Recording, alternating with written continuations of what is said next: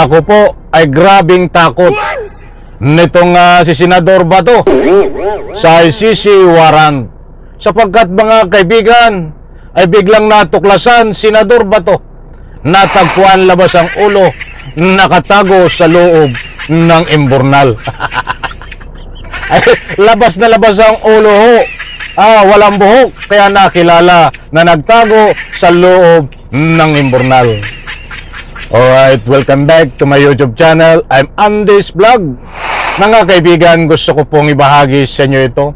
Baka ho hindi kayo makapaniwala na itong si Bato, dala po ng takot na siya ay mayroong ICC warrant na isiniwalat naman ni Boying Remulla Ombudsman. Pagkatapos ng isiwalat, ay biglang nagtago ho si Bato. At ito ang latest update sa kanyang kinaroroonan. Nasa loob ng imburnal, labas ang ulo, natuklasan, doon po nagtago mag-isa. Anak ng katakot-takot, pakilike lang po ang video na ito. Kung nagustuhan nyo, please like and subscribe my YouTube channel. Alam ko mga kaibigan, kayo ay matatawa dito. Lalo na ho kapag nakita nyo itong ibabahagi ko sa inyo na katibayan, katunayan na itong si Senador Bato ay labas ang ulo, nakatago po sa loob ng imburnal. Ibabahagi ko po sa inyo yan. Mga kaibigan, huwag kayong aalis. Kapit, mga mahal kong taga-subaybay, eto na po. At ibabahagi ko muna sa inyo itong bakit nawawala si Bato at hinahanap. At kasunod doon yan sa bandang gitna ng ating tinatalakay, ito po actual na makikita nyo ho. Na itong si Bato ay nandyan po sa loob ng imburnal, labas ang ulo, doon ho siya nagtatago ngayon. Dala ho ng takot dito po sa ICC warrant. Ayaw po magpahuli, mga kaibigan.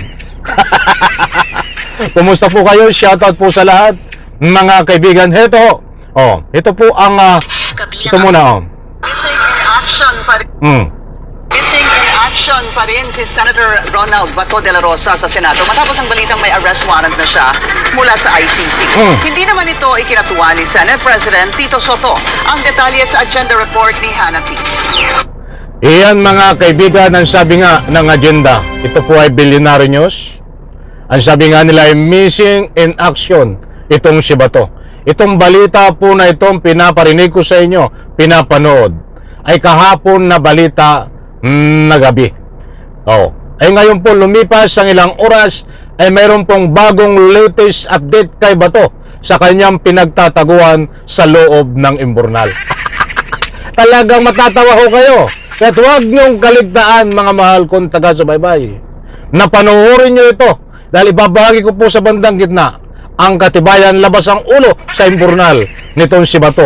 Doon siya ngayon nagtatago. Panoorin po muna natin ito at pakinggan bago ko isusunod ho yan. Ito. Nananatiling absent si Senator Bato de la Rosa sa Senado. Kasunod ng lumitaw na report ng Ombudsman tungkol sa di umano'y ICC warrant laban sa kanya, hindi pa nakikita sa Senate si de la Rosa kahit sa kanyang opisina. Siya dapat ang dedepensa sa budget ng Department of National Defense pagdating sa plenary debate, kabilang ang sa ibang national agencies gaya ng PIDEA at Dangerous Drugs Board. Pero humalili sa kanya si Finance Committee Chair Win Gatchalian. Sabi ni Senate President Tito Soto, hindi sila nagkakausap ni de la Rosa. Pwede po yun, SB? Aba ay gumawa ka naman ng kakulang aksyon, Senate President Tito Soto. Ay kahit nga sa eskwelahan kapag ikaw ay absent, ay babagsak ka sa klase o bababaan ka ng grade, ay ito pa na pinapasweldo ng taong bayan itong si Bato de la Rosa, subalit hindi ho nagtatrabaho, nagtatago. Aba ano ang kapalit, mga kaibigan? Di ba mayroon dapat kapalit yan, nakaukulang parusa? Tama po ba ako, mga mahal kong taga-subaybay? Ay sandalit, baka tayo mababa. Saka natin talakayin yun, dahil sabik na po akong ibahagi sa inyo. Kahit huwag kayong aalis itong ulo ni Bato na nagtago po ngayon sa loob ng imburnal dahil inuulit ko, takot ho sa ICC warrant. Eto pa. Malalaki na sila. It's their own lookout. Ano yun? absent siya. Ayun ang warning. Absent o officially? Absent yun. Absent. From November 10, November 11. Hindi raw sang-ayon si SP Soto sa absences ni De La Rosa sa gitna ng dapat sanay pag-defend niya sa D&D budget. Hindi mo dapat may hiniling na makuha mo yung chairmanship niya, especially vice chairmanship ng budget, national defense.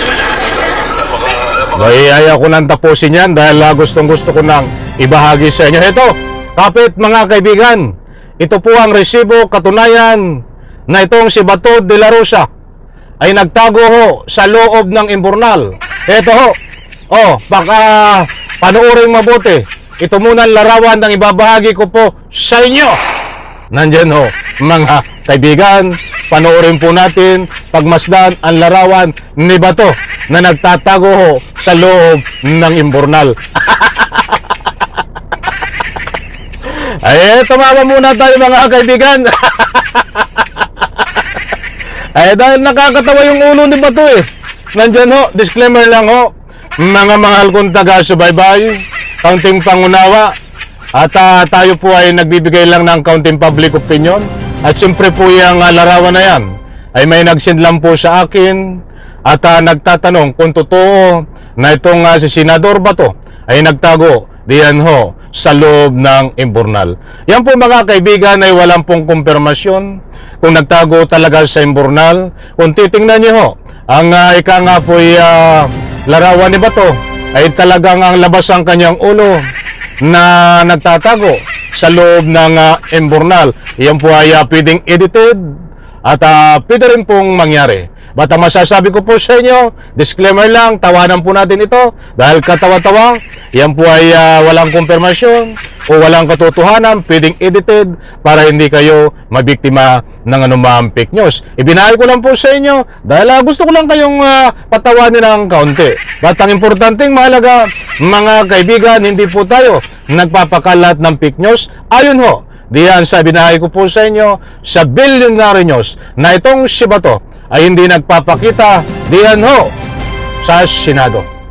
Ano ang masasabi nyo, mga mahal kung taga-subaybay, na kapag hindi nagpapakita ang isang senador na pinapasweldo ng taong bayan, di po ba dapat bigyan ng corresponding na punishment ito o kaukulang parusa na naaayon sa legal na paraan? Ay abangan po natin mga kaibigan. Pag nga sa military, sa pulis, pwedeng i-awol, pwedeng tanggalin sa serbisyo. Ay lalo na ho ito, talagang pinapasweldo ito ng taong bayan. Kailangan dito tanggalin ho. Diba? Mga kaibigan, basta't kung ano ang aksyon ang ika nga po kinaukulan dito, ay ihatid ko po sa inyo ang latest update.